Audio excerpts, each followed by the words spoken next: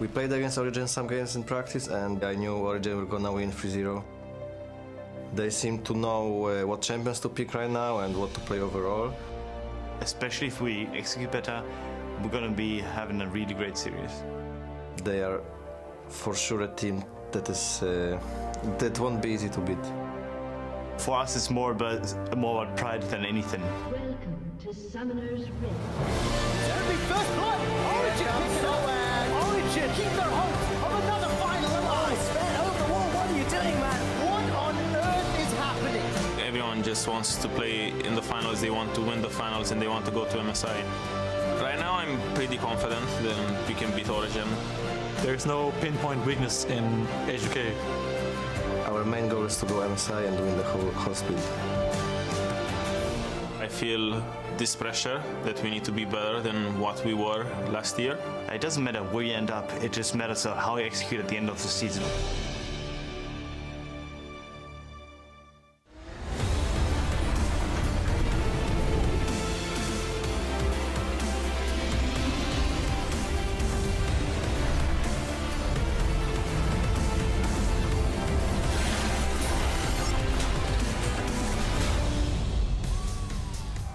Good evening and welcome to the European LCS semi-finals, where just 3 wins separate the teams on stage for a shot at the Spring Championship, as we see Origen as they enter the building and looking for that plaque on the wall. And they're H2K, they're bros. They're also fighting on Drift, and there's some amazing cosplayers, Shaco, and Kindred.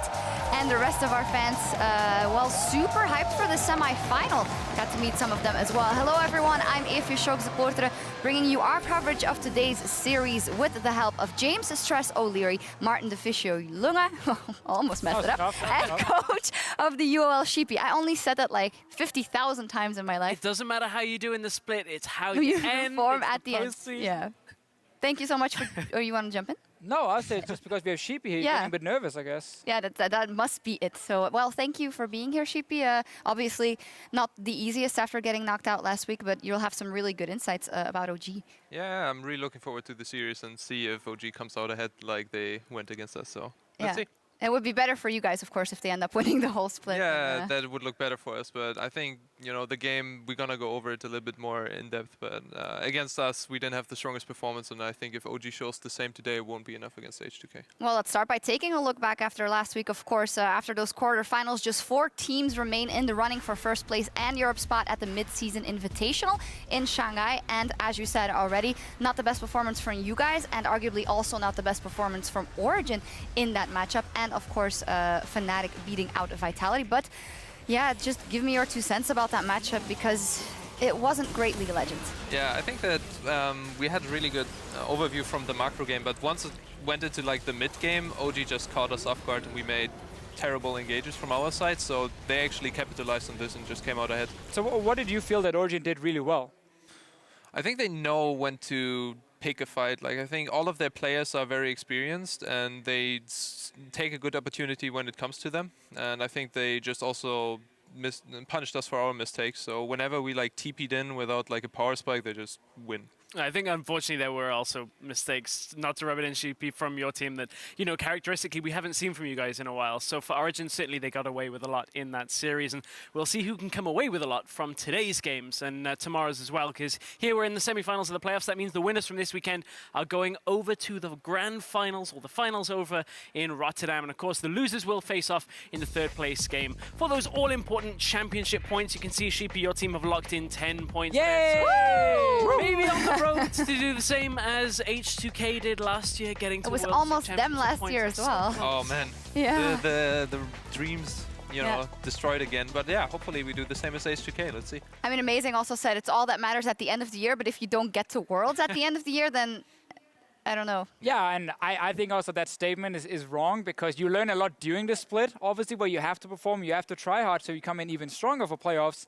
Hopefully that is the case today, you know, for a team like H2K who's been tryharding from the start, and Origen who has been playing, you know, fairly lackluster and slacking before. Yep, we will see, but our first of 2 semi-final series will get underway in just a few minutes as H2K square off against Origen, and they will start the day on the red side of the rift. As we can see there, it's OG on the blue side, only for games 1 and 5. Sheepy, after, of course, playing that best of 5, what do you make of the side selection?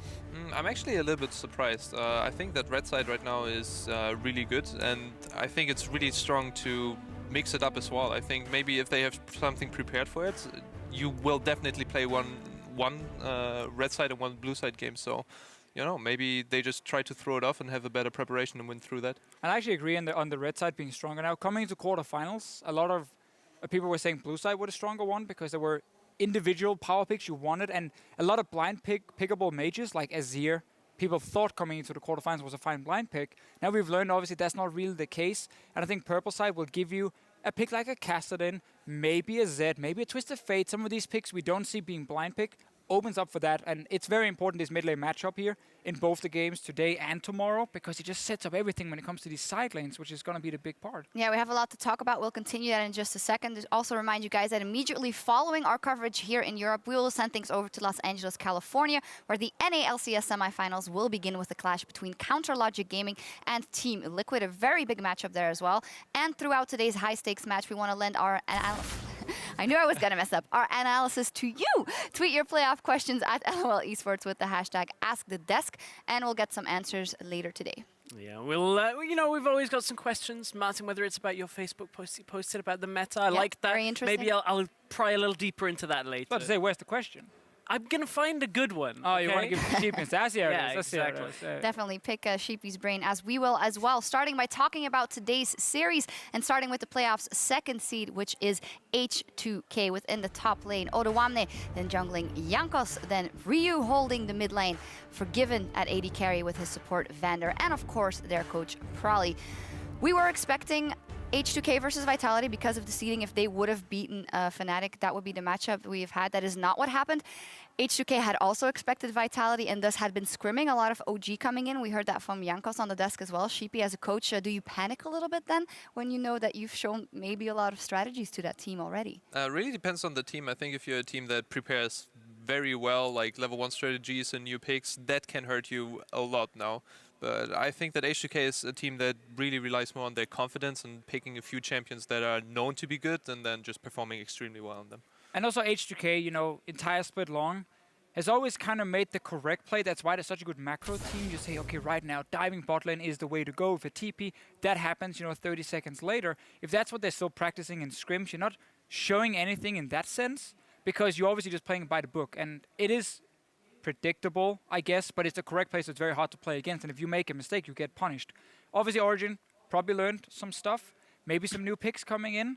I'm not too sure. I think actually H2K had a full week now to then adapt from that and say, okay, they thought we were going to play this, now we're going to change it up a little bit. Yeah, it didn't have to show anything in the regular season. They are up in 2-0 versus OG. They did fantastically well.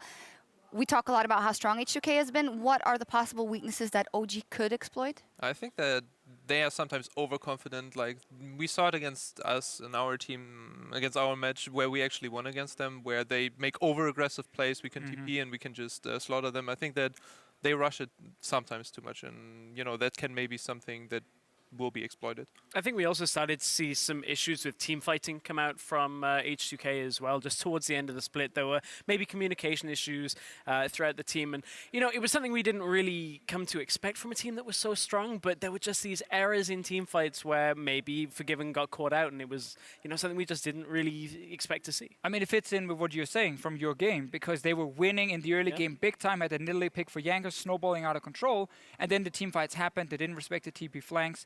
That's some of the things we will look at. But I think H2K is a very well-rounded team. They have the talent now to back it up as well, which is something they were lacking a bit last year in certain positions.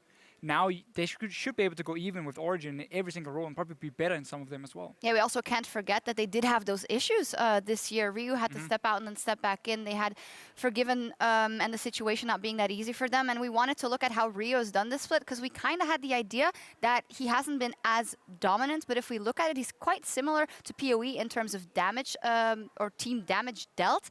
And of course, that doesn't mean that they're bad players. It's just connected to the way they play. Yeah, obviously, this is a weird stat which doesn't doesn't tell the whole story because it depends on your champion picks and also maybe you funnel resources into other carries, like your top laner source was higher in the regular season compared to playoffs, where Power Wheel actually went up to 35%, so he suddenly was very impactful. It just means how the teams are playing around them. Yeah. And, you know, Ryu was always the guy who would very quickly go to a side lane, and then he would just be the guy who engages team fights. And then he would often just get one small amount of damage in the start of the fight, and then he would have done his job, and someone else would finish it. Power of Evil, they just didn't play with him at all. He was just kind of stuck in mid lane doing nothing, and that's why he had very low numbers. Exactly, and to speak specifically about Ryu after we saw him come back, just in general, Ryu's a player that, yes, he's played the Zed, the LeBlancs in previous times, but this split, all he's had to really play, Lissandra, Lulu, he's played a couple of games of Ahri in weeks 1 and 2, but ever since that, it's all been about facilitating the team, as you're talking about, so that's why perhaps he's on the lower end of the actual damage done charts. Yeah, I actually like to see that Ryu picks up more like those team champions, like Lulu and Ahri as well, who can go on the side lane and you just go through laning phase and then you provide so much to your team with the flanks and also Lissandra with the TPs. It's just really, really strong. I think Ryu is always like somebody who always delivers, always holds even in lane, and if he has an assassin, can even be really dangerous on that. And he is going up against Power of Evil, at least in game 1. Let's take a look at the rest of the lineup for the 4th seed today. Origen, and of course, Soaz in the top lane, then in the jungle. Amazing, as mentioned, Power starting for game 1, then Sven, Mithy, and their coach, Nico De Pico. Best name ever. Fantastic name. I do quickly want to get your opinion on Power of Evil's kind of growth of evolution throughout the split. We've had you on the desk for Coaches Week as well. How do you feel things went different for him in the quarterfinals? Because the team OG came out to say something clicked before the quarterfinals. Did you see that in his play? I think he played confident. I think that's good, but he also had some kind of weaknesses. Before, like missing the first 2 shockwaves and the mid lane tower dive and the rotation, which was really important, especially in the early. So he still showed weakness, but at least like coming into the series, it grew more and more, and I think that he's delivering for the team, and I think that's the only thing that's important. But the one thing that I will say is you look at Power of Evil as a player's growth last year and this year, I would actually say he's roughly at the same point that we saw from him in his performances in the mid lane. I don't think there's been a lot of personal growth. And maybe that's as Power of Evil and the team not working hand in hand, but certainly we didn't see the cleanest series from Origen last week, and that wasn't just on Power of Evil's shoulders either, but there was just mistakes here and there. Yeah, as a team, they just, in a lot of respects, still seemed a little bit disjointed in decisions that were made. It was also quoted, when you play versus the Unicorns of Love, then you tend to go with the chaos. But I think if you're a strong enough team, you don't do that, and you dictate the pace yourself. Mithy came out and said, when he talked to Sefa for an interview that'll be up on LOL Esports as well, that it won't be an easy 3-0 for H2K if they had practiced and if they play well. I don't know how high those chances are to fish up. Obviously, that's a very standard statement, I guess. It would be weird if he came and said, yeah, we have no chance, we're going to lose no matter what. But this team has a lot of confidence. We talked, just me and Crepo were standing before and talking to Sven and Amazing. They're like, you know what, this is going to be closer than people expect, because they trust in themselves right now. I just want to see it in-game before I trust in it 100%, because against you guys, it became that messy affair. You guys kept joining into team fights, and then it kept taking the team fights and very back and forth. Hey, Perks tweeted it would be closer than expected, and that was not a meme at all. He was definitely memeing. Quickly, the play is already so. Predictions, Sheepy. I think H2K will take it 3-0 or 3-1. I think 3-1, there'll be a game where Soaz gets Echo or Poppy, and that'll be it for OG, but 3-1, H2K. 3-0 H2K. I think jungle mismatch is a big deal for Jankos. He's going to be much better than Amazing in this one on Kindred, Graves, Nidalee. And I think that's going to snowball H2K. Okay, we will see what happens. It's time to load up and see how the series plays out. And as we head inside, we'll hear from Amazing about playing in the postseason. To be fair, we can say that regular season matters, but it doesn't. It still matters for seeding and everything like that, but in the end you still have to beat the same teams. And obviously you can get easier opponents in the first rounds, but the last rounds are still going to be the same opponents. So it doesn't matter where you end up, it just matters how you execute at the end of the season, which is something that us and Fnatic have kind of like lived up to so far at least, and I think moving forward are able to do so too.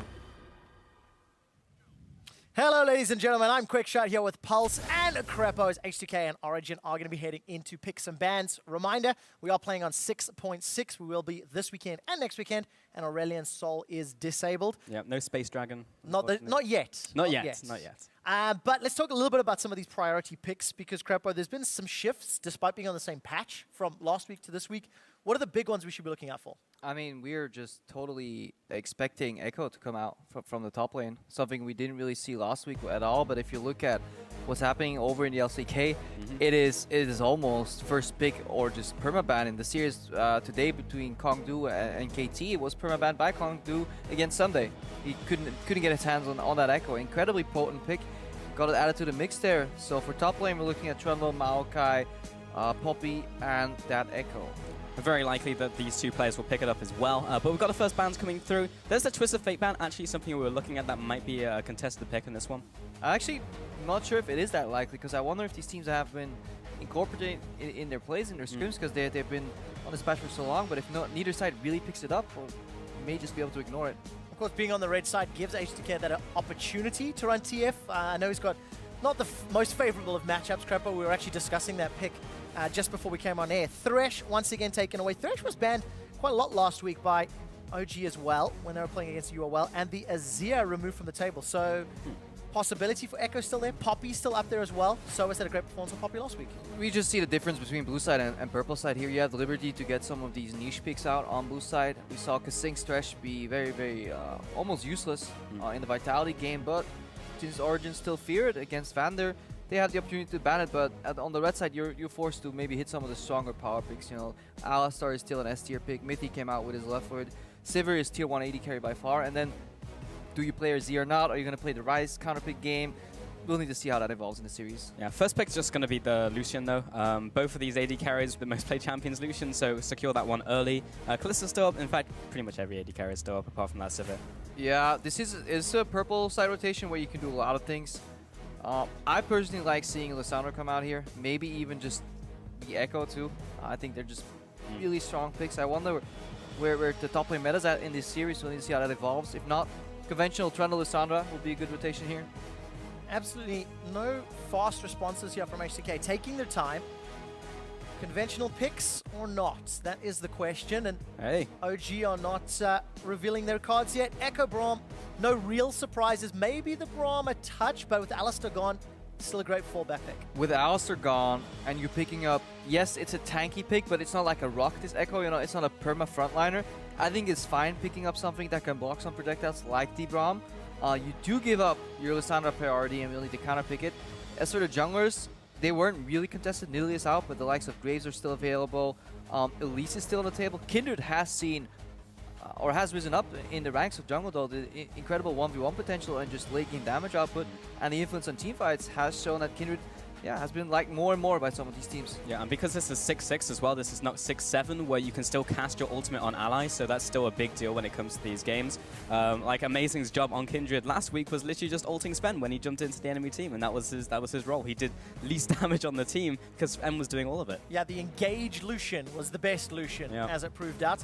Corki locked in for Forgiven. It's actually been one of his most played champions, but it is still technically a flex for Ryu, depending on what else they're going to lock in here. You'd assume the jungler to give the counter pick option to Ryu. Yeah, you assume the jungler, and then which jungler do you want Elise to Kindred? I think Grace is slightly stronger. I think Jankos is also just a good Grace player, and it gives you another tanky element in these fights. Obviously, we all know against these magic-heavy compositions, Moss, Terax is being built on this Grace. So you have two guys that can soak up some damage, and then in that chaos, in between, Oduamne can shine on that Echo top. Really to see how well he has mastered this pick. It is new, but it is showing an incredibly high win rate over in solo queue already. Was on Reddit today, like apparently 57.5% win rate for a champion. It's just a pain to play against. It is so annoying to deal with Echo. Tanks with Grasp was already annoying. Echo just makes it even worse. And we also had Corki picked up for the mid lane on Ryu, so no real surprise there. I was going to ask how far down the priority has Poppy dropped, because she's been repeatedly nerf battered like over the last couple patches, but it's still a really good top lane pick, and we'll just be locked in here with OG. I think she sits in a tier right below, I think Echo is tier 1, and then everything below that, like there's a tier right below that where you can put Poppy. Trundle if you're Europe and you're not Korea, where like some pundits and players just agree that QSS just is the demise of Trundle. Over in you, certain top laners say, you know what, QSS not that influential. We need to see obviously who's right. Safe guess, Korea. Yeah. So, second question here, Crepo. As a Bard player, when do you pick Bard? Because it seems kind of random in my eyes, because we see a lot of Bards, sometimes it does well, sometimes it does bad, but it just appears randomly. You can pretty much pick him into anything. The only limiting factor I would say is whether you have enough front line. Sometimes your support needs to be the front line. However, with Alistar and Braum off the table, there's not much else you could pick. So if you need to pick a range support and you know how to play him, Bard combined with double TP and like a Kindred to buy you time can give you access to so many creative plays. So now we need to look at what Origen have drafted you. They have the standard double TP composition here. 1-3-1, you put Bard, Lucian and Kindred in the mid lane, and you now have access to even more creative plays with that Magical Journey, with Tempered Fate to buy some time. So this is a super strong comp, not in the generic sense for split pushing and get those towers down on the side lane. No, Lissandra and Poppy want to pressure the side lanes and then collapse in the mid lane, make a pick or start a fight somehow. Going to be exceptionally difficult because it's a Kassadin that's now been locked in for Ryu. There's a lot of dashes and dives here on the side of H2K. We saw Kassadin pulled out last week by Fnatic and it was successful because Vitality didn't punish the weak early game. But H2K have got a slightly more well-rounded comp this time around. Yeah, but at least for H2K they can swap it again. They're doing the exact same thing, 1-3-1. I think Echo with some ganks can outscale the Poppy here. The Kassadin that does well in the side lane. If he does play the teleport, but it looks like Ryo's going for an aggressive counter pick matchup and see if he can punish the trades on Power Ryu. Could be interesting with that Ignite. Interesting. Flash Ignite on that Kassadin. We'll find out if it's going to be another Kassa win or not as H2K are set up on stage. The coaches just about to shake hands and walk off. Nico the Pico shaking hands with one of Europe's most successful coaches, Prolly. Lineups are locked in. Will H2K advance to their first ever European final, or can Origen take down one of Europe's best teams? If I could choose, I would rather play against G2. We're basically the same teams, but they are just better at not making mistakes. Depending on who we play mid, our style changes a lot. I think they're pretty readable. Power Evil is also good at being on side lane, as Pege is, but Pege is not as good at playing mid lane mages. We have Ryu. He's the gem because he's smart and cute. We love him and he's good. It doesn't surprise me that we face them in the semis. And we are into game 1 of this best of 5 with Origen and H2K taking to the Rift. This one should be a series that will go down in relative history. I certainly hope so, Pulse. And of course, after all my rant about Flash Ignite, last second swap, Ryu's gone to the teleport mid laner. Just go let them finish. Yeah, that makes sense though. The teleport allows you to get access to the 1-3-1. And as we hear, the crowd still favors Origen. Send out some feelers online too and just ask the fans. There's a lot of loyal Origen fans here, and even Fnatic ones that expect both Fnatic and Origen to meet in the finals. Again? Again. Yeah. I don't think it'll happen. We'll need to see though. For this game, looking at some of the matchups here, I think H2K will want a lane swap. Braum Corki loses lane to Lucian Bard. And Echo into Poppy, depends on who gets the jungle influence. Let's find out how the lane shenanigans play out. Odo and Forgiven passing 2 ships in the night as Origen are already in position in lane, so... Yeah, they got revealed here. I think Miffy's going for the Bard stop too. Something I endlessly rant about, so we're not going to go into it. The general detail is that Bard does not get much value from a camp, and giving the XP to your AD carry doesn't give you the value either. So it's best to stop them at Gromp, as well as scout out a potential lane swap. So both teams here find out early that we're in a lane swap, but H2K traditionally have shown complete mastery of that lane swap. Yeah, especially when you take a look at the average gold leads before 10 minutes. Origen behind, H2K traditionally ahead. And then you start looking at how they continue to play out. Vander being very cheeky, getting a lot of trades and value out of poking amazing. It is a game of seconds now. Both these teams know the ideal flow of a lane swap, and anything you can do to slow down your opponent, speed up your process, making sure you don't lose any creeps here. Both lanes seem to be pushing on third wave and grouping up with their top laner to then get access to the tower.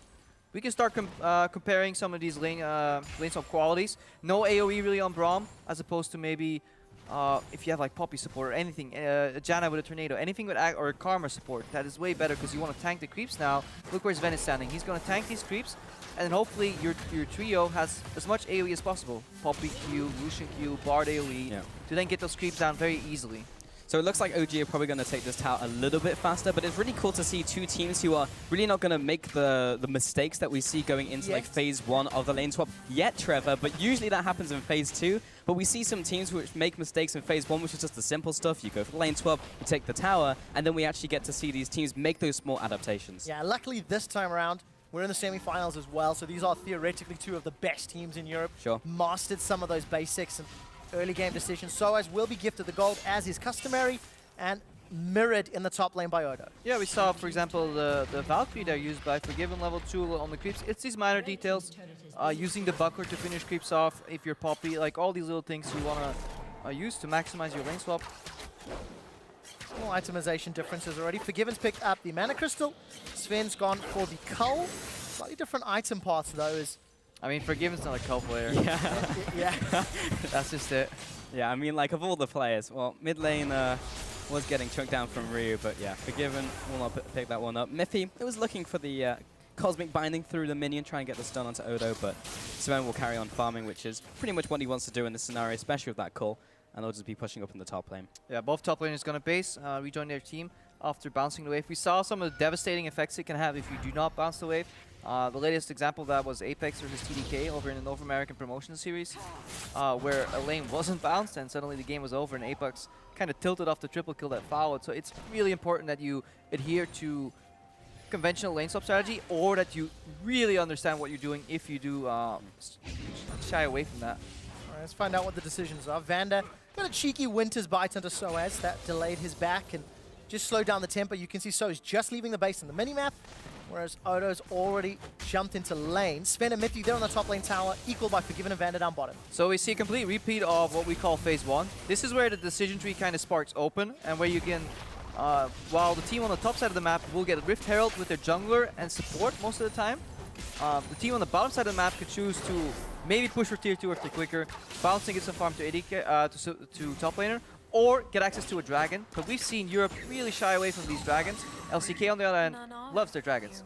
So we need to see what H2K does, because probably as a coach is one of the smartest for me lane swap and just macro coaches. So I'm going to follow his lead in lane swap. Well, a couple of things to keep track of. Kindred was able to get the crab, which means that that will be the first stack going over. I believe that's the second one. So actually was on the right side that he really wanted it to be on. And as we get into this, we'll also have a couple items being picked up. Specifically, Power V was picked up the Negatron Cloak. I often see the Sandra go for the blasting one first because it allows you to go into either Rod or Abyssal Scepter, whereas this one tells me he's probably going to go for the Abyssal Scepter first or just go straight for the Rod after that. But it's just a slight difference in itemization, which is curious since he's not against an AP jungler, but he is against an Echo as well. Yeah, just what makes sense the most is that Kassadin lane, you always want to queue your opponent. You never queue the creeps. Lissandra lane, you just want to AFK push, so you don't care how much damage you deal to the Kassadin. You let the minions do the work for you. So Power of Evil just wants to take as little poke as he can from Ryu while repetitively pushing in the wave. I think that is the logic behind this early Negatron. Avoid getting all in, play the push game, and then have influence impact in other lanes by either teleporting or roaming. Yeah, both teleports are down for Power of Evil and Ryu as it stands. CS numbers are very even as they can be. Soaz is just minorly behind Odo Wamno when it comes to levels, but take a look at the push that is being set up. Amazing on screen with that Doom's Eve, the Rift Herald buff, should be able to meet Sven and Mithy fairly soon, and Odo's currently alone. No 4-man mirror here. Usually you see a 4-man mirror because Echo can soak a little bit of experience, but then has to obviously back off. We're seeing looking at a 4-man Herald push into 1 and 3v0 at the other side. Adaptation from Amazing though as he's flanking in the mid lane. Looking to catch out Ryu potentially. And the flash and the lockdown and the ultimate. Amazing's coming in with the damage, and that's just the first blood going over to Origen. Made it look easy. The action's not over yet, Pulse. Odo throws down the parallel convergence. The stack and the tower pressure's actually in favor of H2K. They will secure the inner turret, and if we catch a glimpse of that bottom lane, has Origen been able to equalize it? Not just yet. So a kill for Origen, a tower for H2K, and H2K are pushing onto the inhibitors. Yeah, the plot thickens here. The kill trade cost them momentum and push on the bottom lane tower. Odoam is holding the fort right there. Half HP Inhib Tower here, that's the cost of the play. Can Miffy arrive in time to stop this? Well, he's gonna try, but he's only a bard up against a triple man push. Now Soaz comes in. Be landing the hammer shock onto Jankos. He will be backing away, so they do prevent the tower from falling. Used exhaust onto Jankos to try and mitigate the damage, and H2K have not backed away yet. They're still sticking in the lane, and Sven's been left alone to push up top. We've got a little bit of a duel going back and forth. Sven sidesteps out of the convergence, will channel the culling. Good damage onto Odo. Yeah, and because H2K understood how important it was to tank these creeps, not let their own creeps take any damage, they had so many minions available after the tower went down that they punished the detour that Amazing took by pushing in towards the Inhib Tower. Little close call there. They actually end up ahead in gold overall with that tower trade because the bottom tower was defended, wasn't able to be rushed down 3v1. At the other side of the map, it was 3v0. So we need to see if Origen can capitalize on their kill. Otherwise, H2K just came ahead smarter. And macro play, early game, lane swaps, some calls from H2K, giving them the advantage for now. Unfortunate for Jankos. Some of the stats I was looking at, he'd actually been involved in 12 out of his team's first bloods in the 18 games. This is the first one in a long time where he's not actually been around. First blood king of Europe. Getting upstaged by Amazing. Yeah, well, there's plenty more games in this series, so I'm sure he'll come back in the next ones, Trev, but we'll see how that goes. Amazing, he's just passing from one jungle to another right now. And H2K, so 3 towers to 1, definitely have the advantage in this game, but what they don't have the advantage in is the fan vote, because Origen are on 75%. Local fans as well. True, Those I'd be scared if cards. I was up against those war chants. But let's take a look at the tower. So outer turret top is still available for Origen to take. And currently, Odo's gun up there to defend. 27 CS, he's got access to that chrono break, and Soaz still working towards the verdict. But Sven is shoving this tower in. A light breeze will knock it over shortly. Yeah, well, the CS is pretty similar. Odoamne is about 3/4 of a level ahead due to the fact that he was defending, Soaz was group pushing. So Soaz looking to soak up some experience here, though, because Jankos is not in time here to punish him. So they should equal it out. I think we'll see a pretty stale mid-game here until it evens out and we see the laners go to the side lanes with the teleports and put the AD carry in the middle. Forgiven's building towards the Strider spike though, which means you'll have a lot of poke and really just good power spike for these little sieges. Well, got Sven trying to recall, but Odoamne's going to get the interrupt, and there's so much damage coming out from the Zed-Dried Revenant and the follow of the auto attacks. He's going to jump back with the Chrono Break, seeing the teleport come in, and that will answer with another cancel TP. Jankos now contesting this red buff over Amazing. Q does not land, and now he may be chased down. Red buff going over to Jankos, and he has the advantage with his team pushing up. H2K are prioritizing these towers so intensely. Forgiven and Vander not letting up on the minion wave. Soaz fires the verdict just to defend or thwart any further push. H2K even out the gold, even though Origen got their top outer turrets. Is it worth in that situation to actually use the Keeper's Verdict rather than just let it time out and then have the cooldown for later? I mean, you could let it time out. Soaz just really wants to make sure that he can base. Because in his head, he needs to get to that empty lane as soon as he can. Because one thing Origen did wrong or chose to do and were punished for was setting Soaz behind in lane sub scenarios. When there was big waves coming, very often Sven was given these waves and then Soaz fell behind and he had no impact, and then obviously everybody and their mother was calling him a really bad player, but it was all due to resource distribution from Origen. At least I like that they're fixing it right now and making sure that he stays even with Odoamne on that Echo. And the game is as even as it's going to be. Basically on gold, one extra kill for Origen versus the tower for H2K. The early stages of that lane swap has been played out almost equally. It's one focus on kills, one focus on towers, and that's already some growth for Origen, when truthfully they were quite far behind in terms of decision-making during the regular split, but obviously playoffs is a whole different beast. Yeah, they played the ultimate standard play with the Rift Herald 4-man push on the bot lane tower. H2K was ready for that, decided to adapt. They were caught a little off guard though. I think that roam from Kindred mid could have easily failed if he was just slightly more aware. But in playoffs, we see people punished for behavior that sometimes they get away with. Look at Cabochard in the Vitality series. He always pushed up and he got caught. Well, Soaz pushing up is about to get caught, stunned up by Odo. Jankos comes in, end of the line for some damage. Soaz is trying to get away. Flash is available, and he does over the wall, but successful gank by Jankos and H2K. Just getting some of those summoners down. Odoamne is still a little bit down in gold, but he's going to have that minion wave to soak up right now. Mid lane engaged, Tempered Fate lands onto those minions. Forgiven. That was a really, really good Valkyrie. That was really close, because if you get caught on the end there, still put Obviously, into stasis. you'll get put into stasis. You'll have to flash, but the Lissandra ulti will follow you. So that is bold. But it's Perhaps- Forgiven. He's got those reactions on that. Yeah, perhaps. But I know if you hit Forgiven at the end there and he dies, you'll also have a reaction right there where he perhaps may be a little sideways. Yeah. Ryu trying to... Almost got baited, but realized something fishy was up. Rift walks away. Rod of Age is complete for Ryu. That's starting to stack up. Abyssal for PoE, and Soaz and Oda just continuing to trade in the top lane. Amanda's going to be a little cheeky stepping forward, just getting some vision.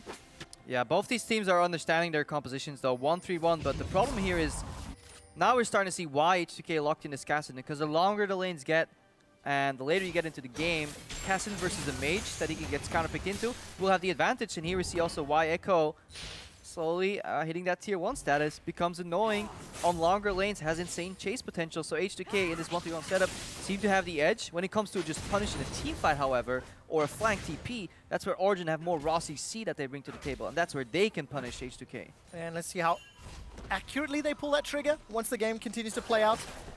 Some interesting itemization, which we'll touch on in a moment, because Odo's being ganked. He's got that Sheen, Bomby Cinder, and the Dark Seal. Amazing's coming in to put some pressure down. Flash is available for Odo. We'll find the shield from the Chrono Break. No stun. Amazing's going to carry on chasing. Amazing's dealing a lot of damage here. This might just be the kill, though. Amazing hops over the wall, tags the Grompin for some assistance, and just ran him down. No summoners blown on the side of Origen. The Wandering Caretaker there with a Cosmic Binding just to pick up the assist as well. So everything coming up for OG. Yeah, no teleport threat from Ryu, just to maybe even disincentivize people from backing off. Odoamne just found himself overextended. We're finally seeing these top laners getting punished by some jungle ganks because everybody else is holding the fort. And this is a really good opportunity for junglers to show their worth, because they need to look for these mini openings, whether they either force a flash, punish somebody backwards, or punish Amazing, just trying to get into his jungle. Here comes Ryu from the side. Amazing decides to turn it around. It's Vanda that's locked in. Double teleports. Here comes Origen. They're looking to pull that trigger, and the target's currently Vanda. They found Forgiven, and they've taken him down. He's dropped on the back line. Follow-up kill onto Vanda, and H2K are retreating. Origen are in trouble. The re-engage. Oh, Lamb's Respite will keep Amazing alive. Ryu's in the circle as well, but there's 5 people around him. He's going to go down. Yankov's backing up behind the tower, and Odoamne will have to slunk away as well. Power of Evil thinking about going in, then realized he had 50 health. 3-0 over to Origen. Fantastic reaction to Amazing getting caught here, and honestly just a fantastic team fight from Origen overall. Amazing gets caught here, immediate one teleport reaction, second teleport, Temper Fate buys time, and here, target calling. They immediately switch towards Forgiven, lock him down, and now we see the value of what these teleport picks bring on the side of Origen. They have a wealth of crowd control effects. Whereas H2K, they have some damage and chase, but they can't lock anybody down. And then when Ryu commits for Amazing here, he calmly uses that Lamb's Respite to buy even more time, and convincing teamfight victory for Origen. And honestly, this is the way they need to win the series, because if there's been one weakness from H2K overall, some say it's teamfighting. For me, it's information sharing in clutch moments. Think of the teleport from Odoamne that should have came out when he was trying to end, or that came out when he could have ended the game. Think of the teamfight they lost against Fnatic early in the split where Forgiven had no mana. Sometimes they always assume that they can outplay the situation, but find themselves, you know, outnumbered or just outgunned in terms of the crowd control department. And honestly, H2K probably should have been a little more careful. I think you can argue both, because a lot of that also came down to like raw mechanics. And H2K usually win games by choking out their opponents, not going for those fights, going for the objectives over those kills. And when they're actually forced to go for a fight, it's like, actually, I'm not used to this situation. I thought I was going to kill their tower. I'm talking about not being used to the situation. This is H2K's first game on stage in over 3 weeks. Seeing Odo overextended in the top lane, getting caught out for farm, that's a mistake that Soaz made multiple times during the split. H2K are down nearly 2,000 gold, down in kills, and another Rift Herald picked up by Origen. Yeah, but Soaz is not making that mistake right now. Despite having absolutely zero vision, he wasted about 15 seconds of Yankos' time, not overextending to the point where he can get chased. H2K's approach to the game right now is matching Kassadin with Lissandra, Echo versus Poppy, and chasing down either of these picks, hopefully with jungle assistance in these long side lanes. Origen need to survive, pull the trigger, double TP, and win a fight with their crowd control effects. Double TP's not available just yet. will take a little while away. And H2K giving up all these kills before 15. It's the most kills they've given up all split long. Tempered Fate will hold Vander in place, and Jankos is trying to buy time with the smoke screen. Vander manages to at least class the Fisher, but Origen stacked a lot of ultimates, got the kill, and will follow up with the tower as well. I mean, that's information sharing. Just straight up called out. Didn't realize there were 4 people just around the corner, and that's another pick over to OG. Yeah, really good mastery of the 1-3-1 here. It seems that Xpeka has been teaching Origen as a team, because that was one of his strengths in previous seasons. Just as a player overall, they're pushing up the side lanes and then somehow mocking mid outside of vision or outside of knowledge of H2K, and then using the Tempered Fate combined with Glacial Tomb. Again, you know, buying time when everybody moves close and just annihilates Vander here, while H2K is still stuck on the side lanes with no teleport. And that's actually something Power of Evil specifically called out last week. He said that watching Peke scrim with the team, play with the team, and train with the team taught him a lot about how to look at the map, how to communicate. And you know, we're starting to see some of the fruits of their labor. I mean, our typecast, our stereotype of Power of Evil was that it was a mage player in the mid lane that couldn't play teleport mages. Yeah. And he always mid, never side lane. Now he whips out the teleport. Lissandra has done fantastic. Teleport was right. Target selection was right. Now he pushed up side lane and came in for the pincer and caught somebody out too with assistance of his team. Textbook play here, and honestly, Origen surprising. I'm going to revisit the items as well, because Amazing 4-0 and 2 in this game has 5 stacks on Kindred, and has gone for the Runeland's Hurricane, actually, before he goes for the defensive stats like the Sterix, very similar to a Graves build. So I guess he's just looking to hit multiple people on the front lines with Hurricane so he can get the stacks. Just so much damage on the side of Origen that H2K can't even kill them all, let alone in time. And when you're ahead, you can actually spec into more damage and just blitzkrieg all over these fights. Yeah. Sata Devourer completed already as well. Very, very good performance for Amazing. He saw the damage stats last week that we were poking some fun at, and he's decided to prove everyone wrong. Full damage, infinity edge. Quick look, teleports are available on both sides. Odo's going to go toe-to-toe with Power of Evil, and Power of Evil actually fancies his chances, especially with the support coming up through the jungle. This could become explosive as Amazing has found Odo. A chrono break away from Odo, but he's caught! He's a lot of ultimates down. Odo only gets the short end of that stick. Ryu will be backing away, flash away from the Tempered Fate. Suaz now comes into the fight as well. Ward over the wall, another fast kill to OG. H2K is setting up the play, but Origen is the team reacting faster nonetheless here. Good adaptation here. They move over into the enemy jungle, use the magical journey to close some of these distances quicker, and then a control fight yet again. And Odoamne, he's kind of stuck in the wrong matchup here. He doesn't have any magic resistance, so he can't actually duel this Lissandra or chase her out alone. He needed assistance, but his team was slower than Origen here. Immediate, pull of the trigger again. So Origen on top of their game. And it's definitely working out. 4,000 gold in the lead. 7 kills to 0. And of course, even out those tower trades from earlier in the game. Now, it is 20 minutes in. Ryu's almost got that Abyssal Scepter completed. We can see him pushing top lane. Odo's working towards that Sunfire Cape. Like, there is still some scaling and some time on the side of H2K, but they are down so much gold. So, talking about expectations and people saying H2K probably going to be a fast series, 3-0, maybe 3-1 at best. Currently 7-0 in this game. Origen constantly getting his kills, Amazing in the jungle, constantly pushing up. And OG were like, or it was specifically Miffy was like, we have to play better than game 1 in that sloppy series we played, and so far they happen. But yeah, that's the beauty for me for playoffs and having these teams prepare for a single opponent entire week with access to high-level league right before it. Teams just get better. And based on the evasion that we had of H2K as a whole, the way Origen played versus Unicorns, this game was projected to be 3-0. I'm pleasantly surprised because Origen have fixed many of their issues, and H2K are getting punished for some of theirs. The greed, the Scassinen pick is so far not paying off. It also feels like one of those picks that does better in scrims than on stage. The most exciting thing is we've potentially got 4 more games of this if H2K can rectify some mistakes. That, to be fair, before that can happen, Origen actually have to close the game out, and setting up vision around Baron. Look at those pinks. 1, 2, 3, 4. Leading into the Baron pit. They've got deep vision in H2K's jungle. I think the Purple Worm is going to be a bait or a target on the side of Origen. Yeah, obviously, Baron control is next on the agenda of any team that's ahead at this point in the game. Looking at the blue trinkets though, 1 blue trinket only available for H2K. Perfect vision control here from Origen.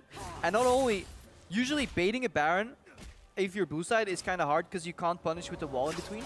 Magical Journey and Tempered Fate make that so much easier. It is much more perilous for H2K to face check here. Ice Cloud could come out, teleport behind you, Tempered Fate, Magical Journey on a weird wall. So many options here for Origen. They should be able to close out the bait in the next 2 to 3 minutes. I mean, take a look at the vision control over the area as well. OG just went around the area, sweeped it. Now H2K needs to start walking up with 1 member, 2 members into the dark, basically. And now Jankos is going up there trying to get some vision. But now he's already used his sweepers, so he's going to see some of these pink wards. But he's Grave, so this is going to be painfully slow to kill. It certainly is. Origen didn't really stick around to defend their vision, so all of that pressure from earlier just slowed it down a touch. Yeah, but they're refilling their side zone at least, where Vander has to use his kind of to check into his own jungle. By the time he gets to the pit, it's on lower amount of wards. Mithy now has a full one that he can supplement his vision with again. Yeah, Origen need to keep buying pink wards though, because they just lost 3 of their pink wards on the setup. Yeah. Gotta shop, gotta spend that gold. To the edge will be the next agenda, I assume, for Sven. He's got the Static Shiv, got Essence Reaver. Hourglass has been worked on for Power of Evil, and Ryu completed that Abyssal a little while ago. So the arms race is continuing to grow, continuing to scale. And Origen, they're still in control. They will pick up their first dragon of the game. Extremely easily, yeah. Eventually. He knew he was going to die. Cool, the guys don't look at dragons when they're burning out from red buff. They do lose complete control over Baron though, so H2K successfully bought some time here. It's their prerogative to keep pushing these side lanes right now. Keep the pressure on Origen. Don't allow them to get full control of Fog of War. So you have to face check here. Switch to more blue trinkets. Origen switch his one out. Second blue trinket available. So H2K now have to show us how good they are from playing from behind. We've seen them close out games, sometimes efficiently, sometimes throwing themselves at Baron. Yeah. Something else I'd like to keep track of as the series goes on, just because Amazing has had 100% kill participation in this game, and Analyst was saying how Jankos, good chance he'll just straight up outmatch Amazing, and this one, 0-0-0. Has not touched any fight, and has just been farming, trying to counter gang, trying to make things happen, clearing out vision, and Amazing has been so aggressive on the map. I mean, 2 of the most changed players here. So we see Ryu come in for some poke. Oh, a lot of damage traded back and forth. Amazing's going to heal up from the kits, and H2K back away. Yeah, 2 of the most changed players, Power of Evil and Amazing, are also playing incredible power picks though in the current meta. Lissandra, TP, and Kindred have been phenomenal for a lot of teams across the board. Let's see how this picks adapt here. Mithy though. Oh, magical journey through the flash. You thought it was a fail flash, but it's not with Bard. He's always going to get out. Also had the exhaust and the ultimate available, so he still has that if a fight opens out. Kind of annoying that he burnt the flash though. Origen though, walking up as a support, blind into the jungle when your 80 carries in the base. These are the type of things that we were criticizing them for. H2K aggressively punishing that whenever they can. Defend your jungle at all costs. That's their goal right now. That's the plan. Jankos again. He's been spotted though. Sweepers now reveal images, so you can check who's in that brush. Amazing immediately backs away. Who's that champion? Yep. It's super effective. Surprise, there's shotgun in your face. Yeah, I was like, what? Why? Jankos gonna try fancy a fight the longer this game goes. 5 minutes now where Origen have maintained their gold lead but been unable to pressure further, revisiting the vision game in and around Baron buff, and H2K gonna have to play defensive. That champion was Jankos, and he wanted to peek at you. It's actually a forgiven from above. Amazing's gonna back away from the jungle. Still a little deeper, but got a lot of support coming in from behind.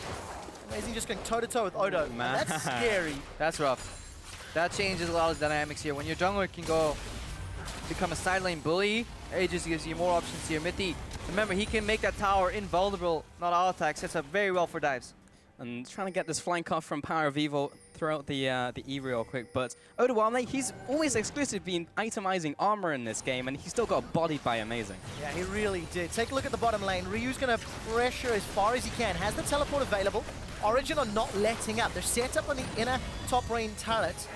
Jankos gets chunked out, but no Sven. He's pushing out middle. Origen trying to apply pressure on multiple lanes. They may get some damage in a turret.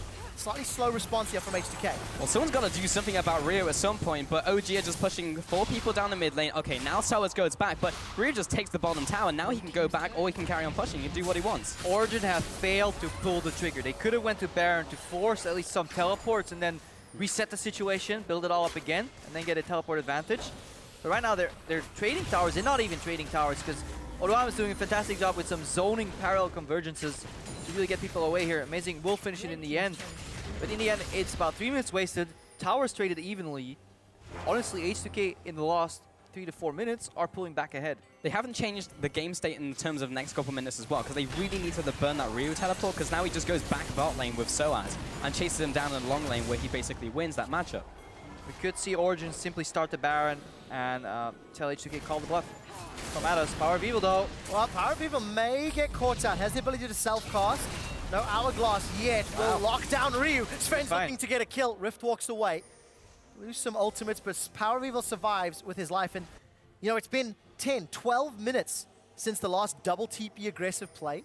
H2K have not made a mistake, but Origen are starting to wobble, starting to give opportunities to H2K. Yeah, all the gears kind of have to turn in unison to really get that play going. Baron baiting, especially with the introduction of Root Trick, is a multi-step process where if you fail at any of the steps, you go back all the way to square one. And that's what's happening here. Every time Mythi, Power of Evil, somebody steps in the jungle, there is side lane pressure, ignored, cast it in the bot lane. Every time that happens, Origen extend the game. Mythi trying to clear out some of these wards, but 3 people are going to push him away from H2K. And now the Scuttler is up. Probably someone will secure that very soon. And Baron is still the contested objective on the map, and both teams are just like pushing back and pushing forth. Like the ebb and flow right now over Baron is just kind of causing this stalemate. But at some point, something will break. Yeah, and that's either going to be Origen forcing H2K's hand, or alternatively being punished, trying to make that play. Hourglass picked up for Power of Evil, has finally completed it. Ryu still farming his way up. Big items completed here for Forgiven as well. 310 CS, Trinity Force, Eye Edge, got a Zeal. Looks like Sven is working his way towards a Bloodthirster. Looks like it. Looking at late game though, some of these power dynamics change in the sense that Ryu will get access to start one-shotting some of these carries. And when he doesn't, there's obviously super tanky Jankos available that now can soak up more damage, so these kind of crowd control lockdowns will no longer result in one-shots. QSS out of Lissandra, Frozen Tomb. Ryu suddenly is too tanky. Oduamne can soak more damage and use parallel conversions to really buy more time. Suddenly, teamfights get a lot more tricky. And I want to find out how Amazing plays those team fights, because at this point in the game, he's actually dealt around 33% of his team's damage. We've hit this a few times already. Last week it was 4%, but he didn't need to deal damage. Yeah. Now Amazing cannot afford to be out of position because of just how farmed and how fed he is on this Kindred. Still 100% kill participation. I mean, his role changed, right? Like, Sven in this game, 0-0-5, like, he's got a lot of gold, but he's not in the same way that Amazing has been the carrier of this game. Now Baron has been started off, and you can see how much damage percent damage is just doing from Amazing and Soaz by themselves. This has been watered, though, so there's a good chance that H2K will try and contest. OG will back away. And the teleports are coming in. Power of Evil's going to arrive on the side lane. Jankos and Odo somewhat split. Also golden by the Tempered Fate. Amazing's in trouble. The Lamb's Respite comes down. Nobody's died just yet, but Ryu engages. He comes in. He's looking to clean up, and Odo will get the first. A Kretna shift back to his team. And now Soaz is under attack. He will be chased down. Ryu, Vander, and Jankos have some great pushing potential, or chasing potential, rather. So good luck to Soaz. He'll need it because the Poppy Cops has already been used. But now he's actually getting back to Power of Evil and Sven, but not soon enough. He'll go down. 2 kills in favor of H2K, and the Baron is open, but they are very, very low. Origen tried to make the Baron play work, and it did not happen. H2K continuing to pressure on the mid, inner outer turret rather, and this will be their 5th of the game, closing that gold lead. Maybe OG starting to crack. H2K in these situations just got slightly further ahead, finding that punish. The 2-0, and it looked so good for OG as well in that fight because Power of Evil, he managed to get the ultimate off himself. They managed to get the Lamb's Respite, but Cassidy. Yeah, Cassidy. There's Ryu being caught by the Tempered Fate as he hops over the fantastic reaction here from Power of Evil. Just coming in here but being stopped immediately, thwarted by H2K. If he dies there immediately before he self-casted ulti, he's very close. This fight is a complete slaughter on the side of H2K. This is Soaz dying here. Yeah. It'll take some time. Eventually. Yeah.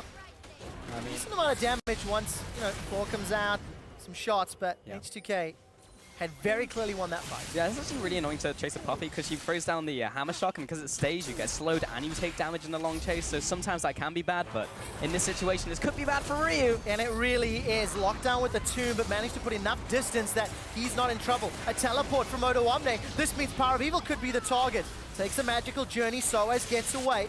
and the Claw of Doom buys time for Power of Evil. Amazing, still alive. Lamb's Respite is available. Vander and Jankos, they're trying to set something up, but they're going to peel away. But the problem with the entire Baron play, though, was, yeah, information and warding, and that ward over the wall here that Vander had placed, and one is similar right now, was actually bugged and was not be able to see. I went to check the fucking ward. The pink ward from Origen was not revealing the ward from Vander there.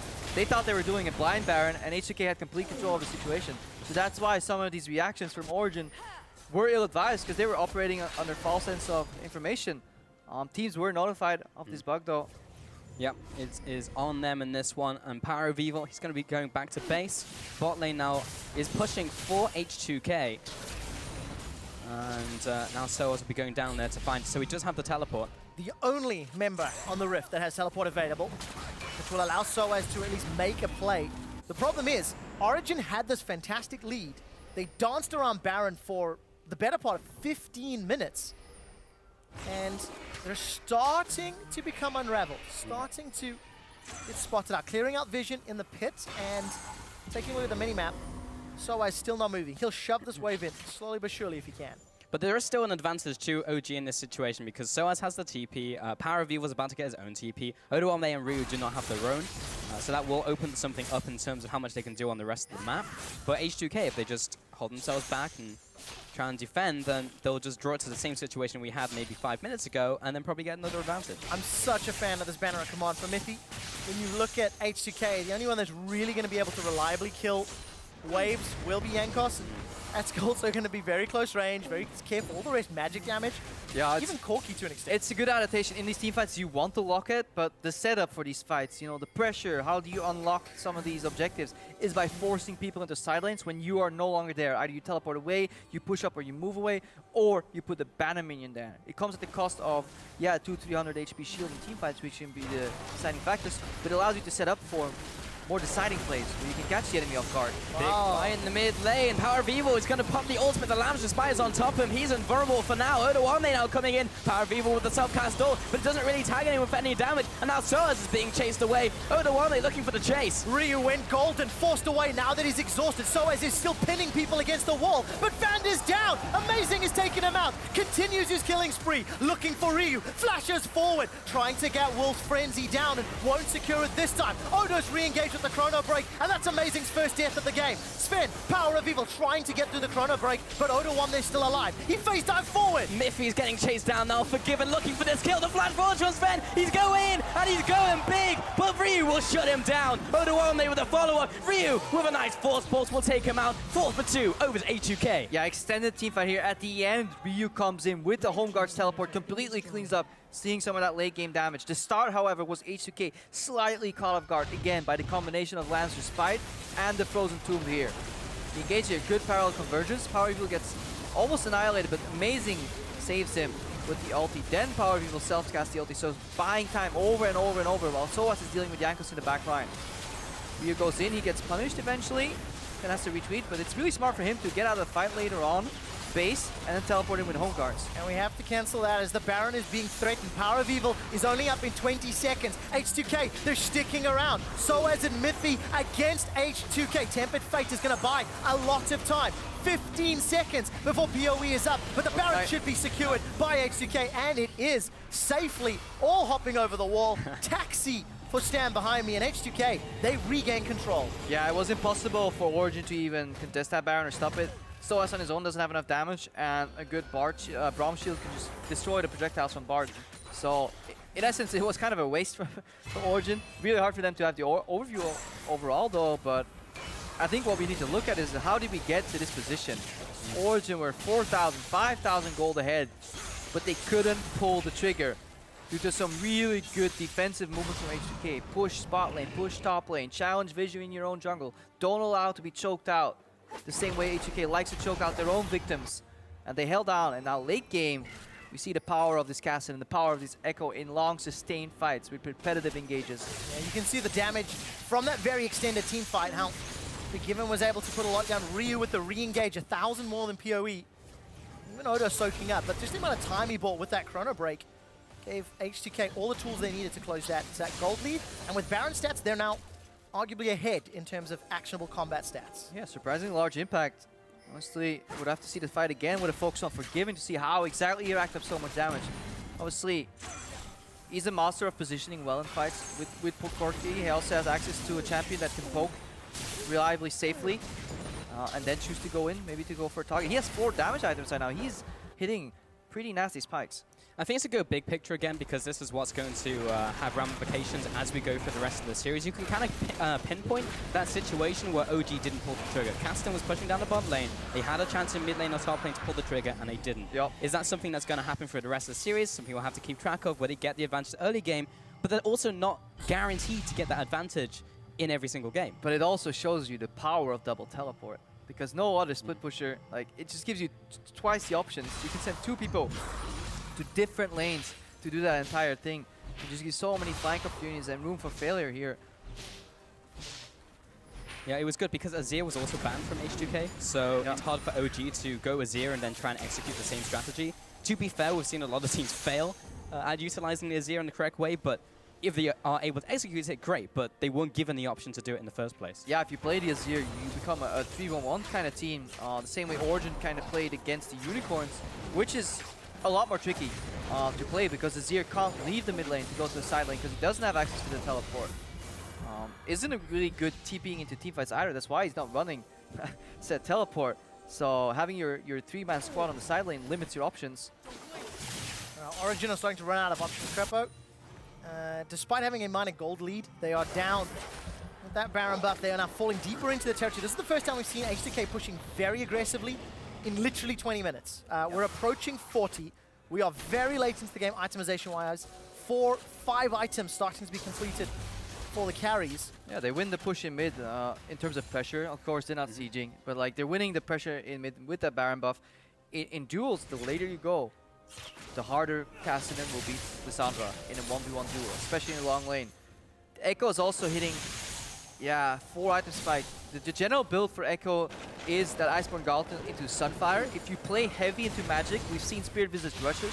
What I like the most is you get a Spectre's Cow, then go for Iceborne, then your traditional tank build. He's now added the randomins to that equation, so again, go in, poke, proc your passive, get out again, in again. Like, this E cooldown is hitting such low numbers overall. Every 4.2 seconds, Oduamne can phase dive either in or out of a fight and just, proc that passive. So many different tools available to H2K in these team fights, and after that first fight, it seems like they've just gotten a good grasp of what all of those are and how to execute them in these fights, as well as just having the best positioning, starting up these fights as well. And you have to credit H2K. They fell down 5,000 gold by 16, 17 minutes.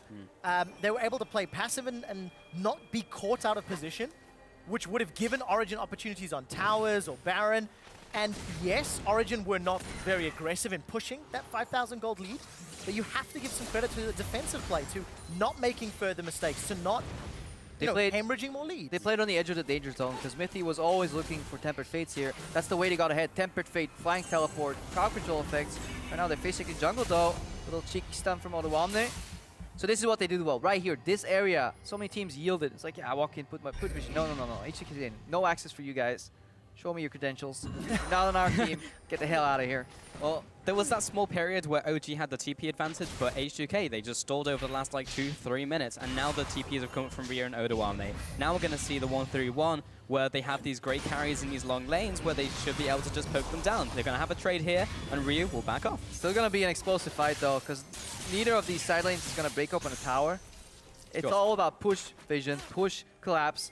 So the end game fight will either be one guy getting completely caught out of place, which hasn't really happened that much later part of the game. So it will be an explosive fight, and with the right damage layering, there is a scenario where Forgiven just gets blown up and suddenly Origen wins. And regardless of who gets caught, that's it. We're 42 minutes in. Death timers will be 50 seconds plus.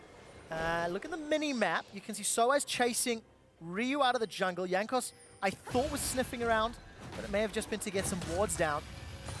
Continuing to scale up. Quite a damage build here from Jankos. Not going, hyper tanky, but you get a lot of that hidden tankiness from Phantom Dancer. He's got himself a Lost Whisper as well, so I think it's fair to say non-traditional Graves build. Yeah, it's more similar to the top lane Grace build, where you go Death Stance as well. And I'm not sure if he maybe as a last item, but he might want something defensive like a Scare Axe. Now going towards the Mortal Reminder, or rather the Lord's Dominic's Regard in this one. So yeah, it's more similar to the top lane build, but he's looking for more damage on this team because you have a tank Echo, and Ryu as well is needed sometimes to scale up. It's just a really good dueling build. Phantom Dancer, the later we go in the season, the more play it sees. It's really good in these one-on-one scenarios where you're kiting away. And Graves, it obviously stacks up that true grit in fights. So every time he uses his E, he gets a charge, and then he can stack it up every time again over time. So you really want to long fights with multiple dashes in for him to get super tanky in your face, become a menace to deal with, and then Mao procs, and then suddenly you have lifesteal added to that. Origen are starting to bare their teeth, sticking around multiple members in that top quadrant of the jungle, trading some damage back and forth onto H2K, and not the greatest amount of vision, but there's a couple of wards there. Ryu's yielded some positioning on the bottom lane. He's backed away, and with Forgiven holding onto the package for the next few minutes, Baron is up. Dragon will be up in 30 seconds. It's 2 apiece. Oh, the Baron dance is on. Yeah, Mithy and Amazing have the most important roles in the next team fight. Mithy can create a divide, make it a 5v3. For example, if he gets Tempered Fate on 2 targets, it will no longer be used to buy time for them to, like, you know, we're looking at you, now you're going to get blown up. No, it's just 2.5 seconds, suddenly they're out of the fight. And you can turn your attention to other people. Amazing. He, again, with Lance Respite, he can buy so much time on his own too that maybe H2K will overcommit. I think with that Lamb's Respite and a Tempered Fate, that might be why Methy's also opted into this Rot Portal. He's going to continue to put some pressure on that side lane, as we've mentioned multiple times. It's vision, it's pressure, then it's looking for the double TP to create the opening. Yeah, Power Reveal seems a little afraid to go side lanes, so Mithy is holding his hand. It's like, you can't do it, I'll do it for you. Yeah. Look at me. I'm split pushing right now. It's those imaginary friends we were talking about a couple of weeks ago, you know? Yeah. Put them in the side lane. And that means that Power Reveal can stick with the team, and instead of having to teleport in, the entire channel go off and find a pick, it's now instant. Flash ulti. E-flash ulti, whatever you want. Any combination. He's constantly with his team. Look how scared he is. Why not? One mistake, one pick can determine the game. Items continue to stack up 45 minutes, and it is just a pretty typical European Baron dance. It's going back in time. But vision is primarily what these teams are fighting over. Yeah, but well played by both teams, honestly. Like H2K, they're playing it right. They don't need to go for a fight. They can wait until OG get itchy and then go for a fight, and then they counter. And like we've seen, once you want to bail out as OG, you're going to lose someone. Someone's going to have to sacrifice themselves to allow people to survive. And now we're just getting into a little bit closer. Both teams just posturing. Feel the tension building though. Forgiven landing, a good amount of poke. Ryu is always lurking on the side as well whenever they're gathered in the mid lane. And look at Odoam is already in the bottom lane. Origen's group right now, so they're kind of forced to make a play, whether it's vision dominance or just starting the Baron that has respawned. Right now we're seeing a repeat of what happened with Castle in bot lane earlier. Oh man. Just a push from Odoamne. Origin have about 30 seconds, or they need to send somebody down. Mithy. Yeah, it's almost a carbon copy of what we saw earlier on, and they can't pull the trigger. Now there's a push in the bot lane. Do they send someone faster this time? Yes, they do, and this time it's going to be Power of Evil, so he'll have to make the teleport play. Yeah, and he's got to make sure he does it quickly enough. No room for error in timing. No mistakes. He went to the bush immediately. Yeah. Tells you so much about and we see mindset. We see the evolution too, because Power Reveal right now doesn't see anything. Now he sees that wave arrive, and look where Odoam is already. He has moved to the mid lane. So that's what Split Push has turned into. It's no longer moving to the tower and poking it down. It's just shove that way, force somebody to react, get a numbers advantage, use that to get some pressure on the map. And talk about paranoia of evil. Look at him. He's just like standing at the tower. He's like, oh, I could go for this main wave, but there could be an echo in that bush. If you talk about vision, he has no vision whatsoever. Yeah. His team is starting the Baron though, so in case somebody goes for power, they get Baron, and look at it, it's going down quick. 50% of the HP is already taken down. Origen don't stick around for a potential engage. Odo's running in, he's teleported, so that is at least one of those summoners caught. Amazing is now caught up. Tempered Fate will buy time as Amazing flashes away. He's held on to Lamb's Respite, and Power of Evil has not left the lane. The right idea, but poor execution here for Origen. So they operate under the assumption that if Power Evil gets ganged up on 2v1, they rush Baron down. Good. It buys him time and gives him access to clear the wave. But then they split up when they run away from the Baron, and Amazing finds himself caught out just a little bit. He's forced to use Summoners and Tempered Fate. Overall, though, they have a teleport advantage now. The problem with double TP match is that you need to do this twice. So you then end up one teleport ahead, then you need to set up another play within those 5 minutes, and then you can you can win the advantage. I'll be honest though, there's a lot of clenching going on. It's just like if someone drops so low that they die, then the game just ends. But they managed to do it just in time, so they did get the get Odoamne's TP, and now they go for Baron again. So they have to either get that other TP or a fight just opens up. Ryu has started the teleport. Power of Evil's waiting in the river. Hammer's Keeper's verdict. Rift walked away. Baron's been stopped, and Jankos will get some vision from the scuttler. Amazing stole it. Left alone over on the side lane, so that's going to be useful for Amazing if they can sneak back into the jungle. Honestly, it's really important right now. That Scuttle Grab vision, yes, you can do Baron over the wall, but you find yourself trapped like kind of sardines here. Odoamne used the E, so he has to ulti out.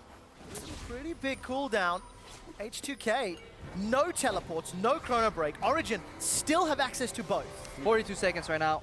On that. Go Origen, go! I think it's more important that TikTok Ryu says the clock. Yeah. I think it's more important that Ryu teleported in and Origen were able to successfully disengage. I completely agree. Double teleport advantage, but Origen have had a 5,000 gold advantage too, and they failed to pull the trigger. What can they do right now, knowing that they have double TP up? There's no flash in Amazing though. Oof. Yes. A lot of people just kind of dropping low from OG, almost getting caught but then getting out. But they've also had a situation where they've had the double TP advantage and not being able to pressure it. Now they're going back to it once again. They have Power of Evil in the bot lane, and they're going to try and make it happen. Yeah, the second Ryu shows, we will see an instant engage. So right now, H2K is actually looking to force a fight, to get Power of Evil to join, instead of waiting for him to push. Package is available too for Forgiven. That could be the mini teleport, or just a fight forcer. Fight Forcer, engage is what H2K will be looking for. 550 CS in 49 minutes for Forgiven. The last kill was secured 14 minutes ago. And one more kill could end this game. We're approaching 50 minutes. Yeah. And these teams, nobody wants to make a mistake. Like Mithy moving to the bottom lane, build your own split push. And we build it. Yes, we can. Well, he got it, and now it's pushing. So good job. A lot of the defensive abilities as well on such low cooldowns, like Sars, he charges up the ultimate, and then he doesn't cast it. Low cooldown. Odoamne, 42 seconds on Chrono Break, like he had to use it earlier. It's already back up. Yeah, when your ultimates have a shorter cooldown than your death timer, that's when you know you've hit late game. Yep. Beyond a shadow of a doubt. Odos doesn't have a lot of wiggle room when it comes to itemization. Thornmail completed. So it's going to make Sven and Amazing's life just have a little more fun right now. If you're Sven right now and you see Odoamne coming from behind you somewhere and you don't know where the power conversion is going to drop, enjoy your gameplay.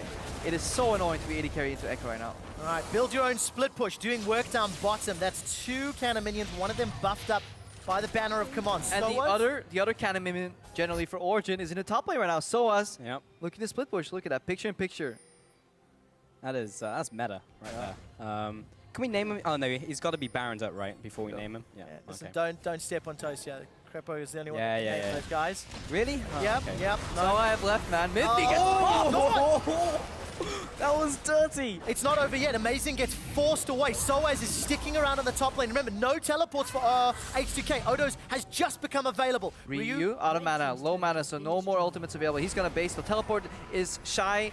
Yeah, but look at the bottom lane as well. Both of the cannon minions are pushing. You've got Soaz on the top lane. He's going to be taking this one down. Bottom lane is going to be taken out as well if no one deals with it. The towers are secured. Ryu's got half his mana bond. Should be able to chase Soaz down. Riftwalk comes out. Soaz gets away. Parallel conversion. It's not enough. Ryu survives. Look at the bottom lane. Power of Evil shoves the tower in. Major mistake from Ryu. You never use your Q on a target with teleport because it interrupts channels. It no longer silence, but you can stop the teleport. Creative use there from Soaz. He would have gotten chased down there, so that's a very smart play by Soaz. 2 teleports used from Origen. Yes, they've opened access to the inhibitors, but now H2K have the teleport advantage for the next few minutes. Yeah, but they're looking to not even use that. They're going for an early Baron here. H2K, this is how they've thrown games before, not having patience when it comes to this Baron play, because no, they can't even use their teleports here. They're going for a rush.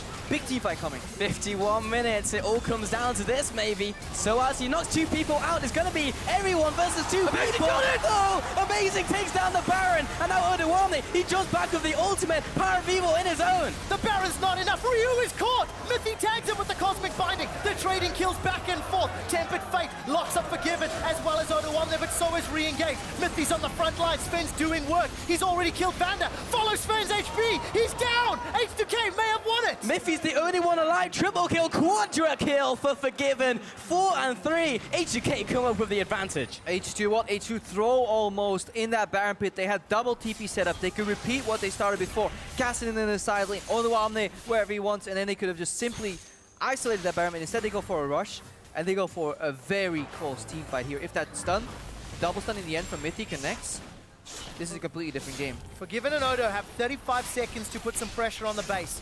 This should result in maybe an inhib tower. Mythy, They'll definitely get inhib. no banner of command yet. He'll try to put some pressure down. He's trying to buy as much time as possible.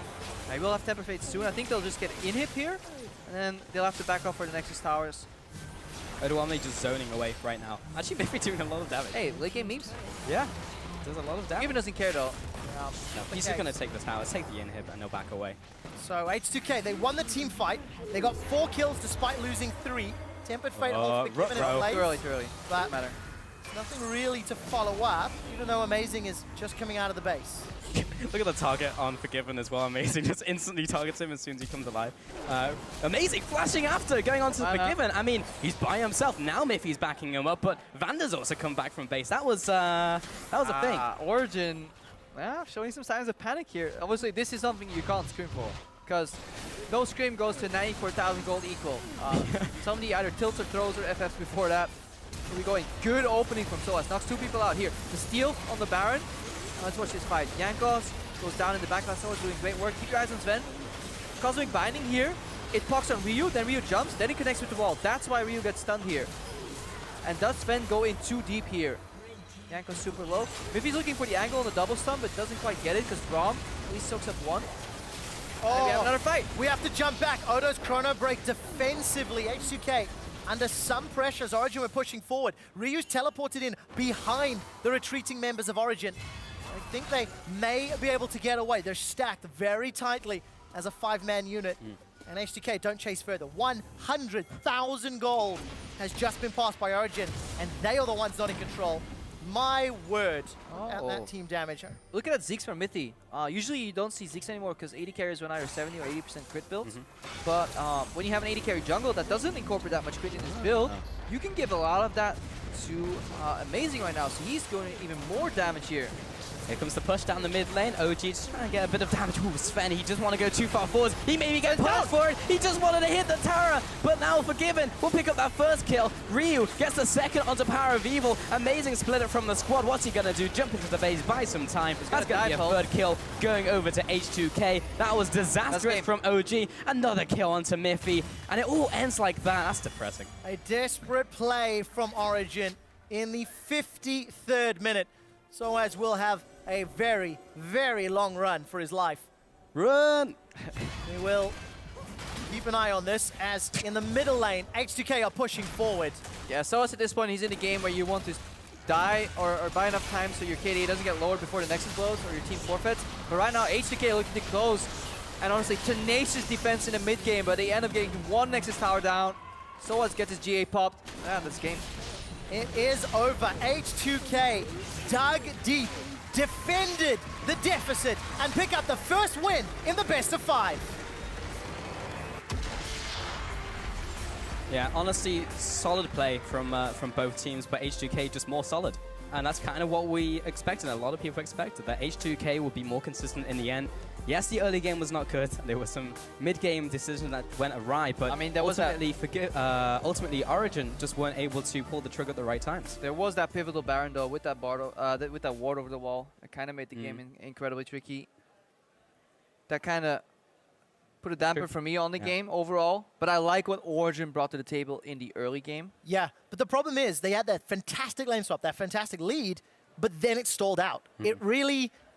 You could really feel the pressure because they spent 15, 16, 17 minutes setting up wards and then literally just running away. They didn't go for the, the Tempered Fate Tower dives. They they didn't go deep enough to press that lead. Yeah, they should have went back and just forced the Baron start to get the TPs out. They did that a little later on. Yeah. Especially when Power of Evil was stuck on the bottom and they really understood, hey, what if we start Baron here for some TPs reset, or at least give him access to that wave by either we lose Power of Evil and get Baron, or he gets the wave and we can disengage for free. So both teams are really adapting their gameplay.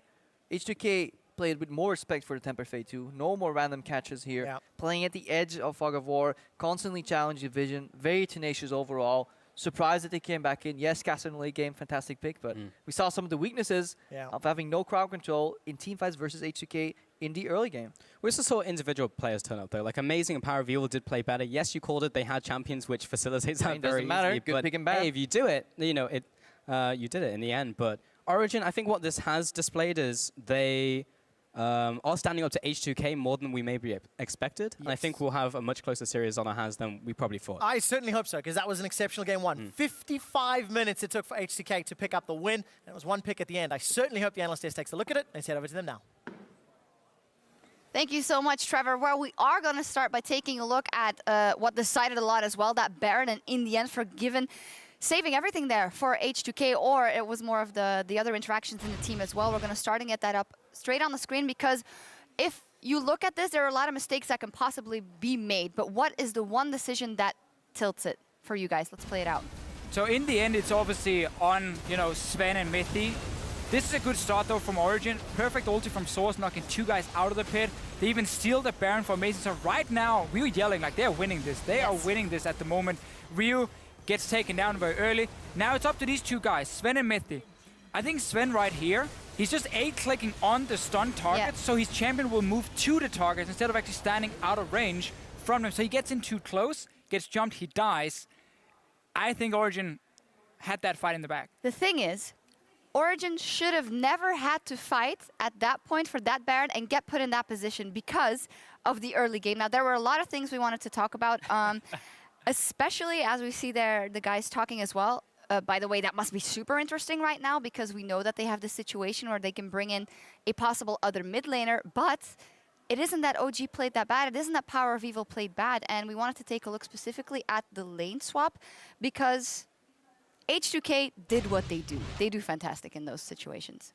Yeah, I think in this lane swap, you just see like from both sides how they play out. It's just the normal second trade. Yeah, for now it looks normal, but then this is a big thing with Echo. Echo is one of the only top laners who offers range wave clear.